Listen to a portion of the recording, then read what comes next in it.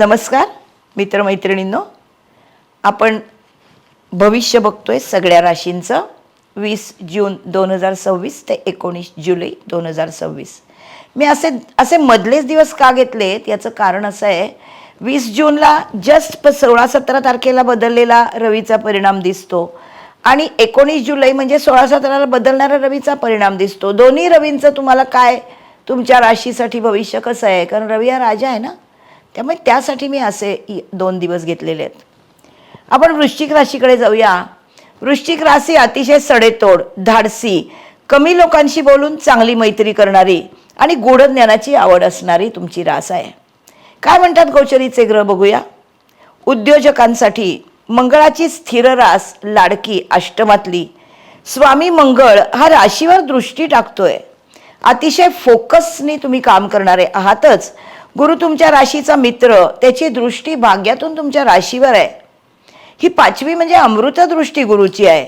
व्यक्तिमत्व विकास करण्यासाठी जे ठरवलंय ते तडी जाईपर्यंत गप्प बसणार नाही.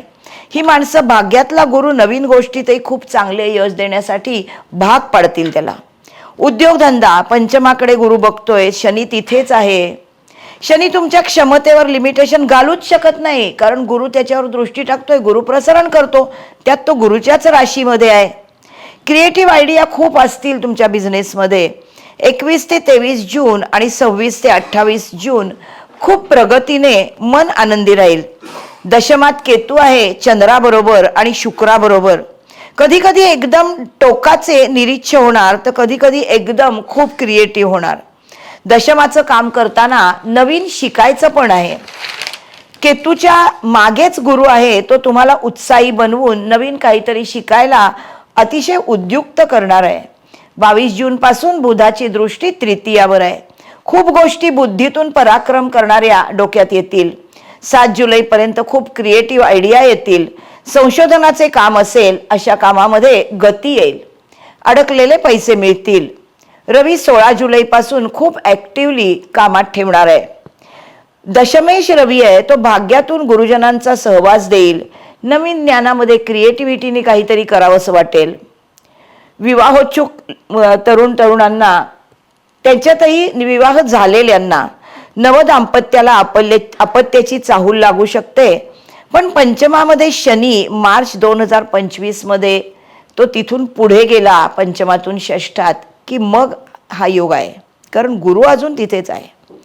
गृहिणींसाठी खेड्यात ज्यांचं घर आहे अशा गृहिणींना राहूमुळे घरात नवीन काहीतरी बदल करावासा वाटेल. खेड्यात शेती करणाऱ्यांना शुक्राच्या बळामुळे दिलासा मिळाला असेल. चांगली कामं होतील. विद्यार्थी वर्गाला शिक्षणामध्ये हे नवीन वर्ष सुरू झालंय जूनमध्ये, जरा नवीन विषय समजतात का नाही आपल्याला अशी थोडी शंका येईल. पंचमातला शनी जरा धीमेपणे तुम्हाला शिकायला लावेल आणि पूर्ण विषय समजूनच घ्यायला लावेल. परदेशी जाऊ इच्छिणाऱ्यांना गुरु आणि नोव्हेंबरपर्यंतची राहूची साथ आहे. परदेशी जाण्याचे योग आहेत नोव्हेंबरपर्यंतच. 20 ते 40 वयोगटातल्या तरुणांसाठी गुरुची भाग्यातून दृष्टी, लग्न, तृतीय, पंचम, तुमची कपॅसिटी नवीन कामं शिकून तुम्ही वाढवाल. 16 जुलै नंतर रवी केतू योग खूप प्रगती करणार आहे. बुधाची दृष्टी तृतीयावर कम्युनिकेशन स्किल, लिखाणाचं स्किल, एकूणच लोकांशी संधान बांधण्याचं स्किल, हे सगळं चांगला परिणाम दाखवेल. कधी नाहीत अशी कामं यशस्वी कराल. 40 ते 60 म्हणजे जे तरुण व्यवसायामध्ये किंवा नोकरीमध्ये स्थिर झालेत आणि आता पुढे प्रगती करतायत असं हे वय. भाग्यातला गुरु हळूहळू तुमची खोल ज्ञानाच्या एकूणच नवीन गोष्टीत शिक्षण घेण्यासाठी तुम्हाला उद्युक्त करणार आहे. अडकलेले पैसे मिळतील तुमचे. जोडीदाराशी मात्र तुतुमने होईल, तेवढं जरा सांभाळा. जूनपासून शनीची मंगळावर दृष्टी आहे. वैवाहिक सुखाच्या गोष्टीत आता काही फार रस वाटत नाही का? आपण फारच रेग्युलर रुटीनमध्ये आलोय का अशी शंका यायला लागेल. याचा अर्थ तुम्ही हळूहळू वानप्रस्थाकडे चाललेले आहात. चांगलीच गोष्ट आहे. 60च्या पुढच्या 80-90 वर्षापर्यंतच्या लोकांना दशमामध्ये असणारी शुक्र-केतू युती चंद्राबरोबर कामातला नवेपणा संपलाय, आता जरा विश्रांती घ्यावी असं वाटेल.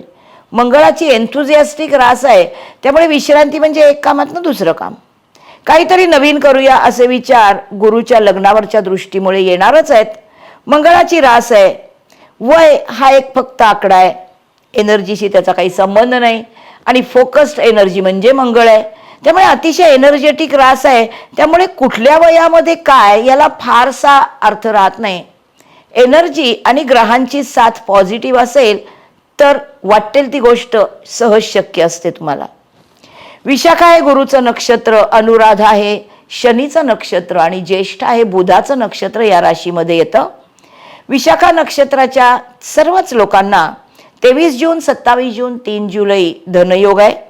संघर्षामधून धन मिळण्याचे योग आहेत. 21 जून, 1 जुलै, 10 जुलै, 18 जुलै. 26 जूनला आरोग्यासाठी खूप चांगला दिवस आहे. गृहसौख्य मिळणार आहे, कारण तुम्ही खूप कामात राहत असल्यामुळे आणि अष्टमातली चेंज करणारी रास असल्यामुळे कधी कधी गृहसौख्य हवं असतं, कधी कधी फक्त कामच करत राहावंसं वाटतं.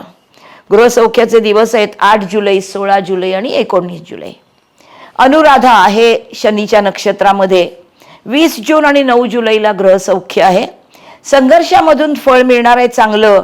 22 जून, 2 जुलै, 12 जुलै. धनयोग आहे 28 जून आणि 17 जुलै. 27 जूनला आरोग्याचं खूप चांगलं वरदान आहे. ज्येष्ठ आहे बुधाच्या नक्षत्रासाठी. धनयोग आहे 19 जून, 26 जून, 8 जुलै, 16 जुलै. गृहसौख्याचे दिवस आहेत 21 जून, 10 जुलै, 18 जुलै. संघर्षामधून चांगलं फळ देणारे योग आहेत 23 जून, 3 जुलै. आणि नशिबाचं पारडं आपल्या बाजूनी झालं बरं का असं वृश्चिक राशीच्या ज्येष्ठा नक्षत्राला वाटेल 28 जूनला. एकूण तुमच्या राशीला साजेसं गुरुचं भ्रमण चांगलं, तुम्हाला त्रिकोणातून असणारं, रवीची चांगली मिळणारी साथ आणि सप्तमाशी संबंध आणणारे जे जे ग्रह तुमच्या कुंडलीमध्ये आहेत, भाग्याशी संबंध आणणारे आहेत. शनी गुरुच्या राशीत असला त्यामुळे गुरुच्या दृष्टीने शनीची लिमिटेशन काम करत नाही आहे. त्यामुळे एकूण सगळं छान ग्रहमान आहे. अर्थात काम करूनच छान असतं, आयतं मिळणं हे वृश्चिक राशीचं स्वप्नच नसतं. बरोबर आहे ना? कसं वाटतोय तुम्हाला एपिसोड? मला अभिप्राय कळवा. तुमच्या अभिप्रायाची मी नेहमीच वाट बघत असते. तुम्ही फोनवरून मला अभिप्राय पाठवा, मेलवरून पाठवा. तुमच्या प्रश्नांचंही कायम स्वागत आहे. पुढच्या राशीकडे जायच्या आधी माझा चॅनल सबस्क्राईब करा. पुढच्या राशीसाठी थांबा. तोपर्यंत बाय बाय.